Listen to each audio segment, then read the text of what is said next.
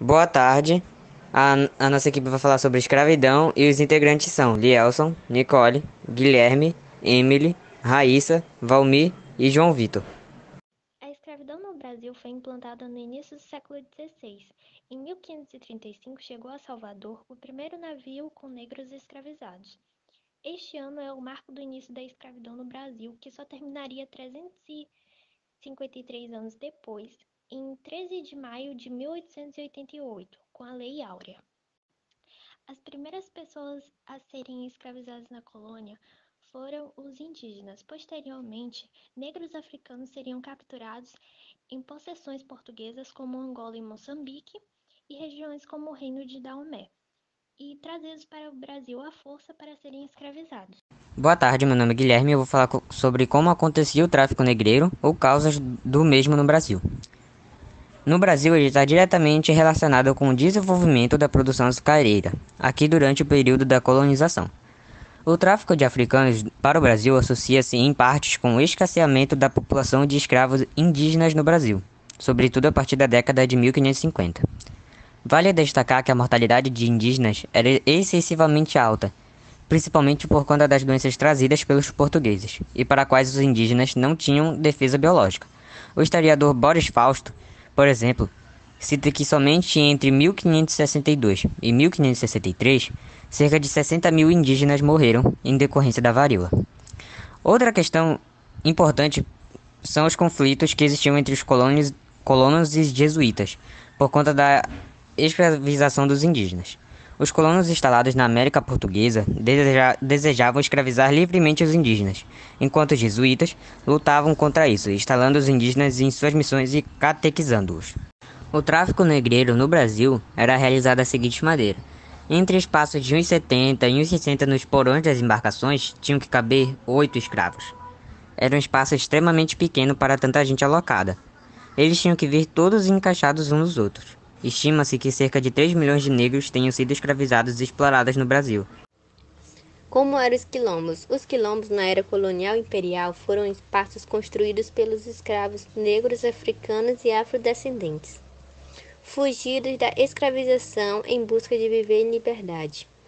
O tratamento violento e as péssimas condições de sobrevivência oferecidas pela Casa Grande faziam que com os negros e escravos procurassem uma nova forma de viver, que não fosse aquela. Para muitos não era fácil fugir. Quando encontrados, sofriam violência pior, mas aos que conseguiam, tentavam construir uma nova vida, famílias e pequenas comunidades. Os habitantes desta comunidade, também denominada de Mocambo, eram chamados de quilombolas. Os terrenos quilombos eram adquiridos através da doação, herança, compra ou até mesmo abandono. Quando se fala em quilombo, logo vem em mente o Quilombo dos Palmares. Isso porque ele foi o mais importante de todos. Os Quilombos dos Palmares ficavam em Pernambuco, na região da Serra da Barriga. Seu líder mais conhecido foi Zumbi. Ele nasceu no quilombo, mas depois de um tempo foi descoberto e passou a ser explorado. Zumbi foi um símbolo de luta e resistência negra. É importante destacar que no Dia da Consciência Negra é celebrado no dia em que Zumbi dos Palmares foi morto, dia 20 de novembro de 1695, sendo assim sua homenagem. Boa tarde, meu nome é Emily e eu vou falar sobre dois líderes abolicionistas, que é Luiz Gama e Joaquim Nabuco. Luiz Gama ele nasceu em 1830 na Bahia. Ele é filho de um pai português e de uma mãe negra. Com uns 10 anos de idade, ele foi vendido pelo seu pai para pagar uma dívida de jogo. E durante essa vida, ele passou por diversas cidades e foi alfabetizado mais ou menos aos 17 anos. Um ano depois, ele fugiu para São Paulo. Ele tornou-se um advogado e conseguiu libertar mais de 500 escravos com seus conhecimentos jurídicos. Já Joaquim Nabuco, ele era branco, político, diplomata, historiador e também jornalista.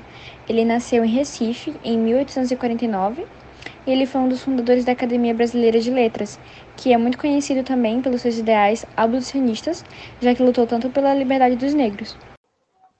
Então, professor, eu vou falar um pouco sobre qual é a diferença entre a escravidão negra na economia açucareira e a escravidão negra na mineração.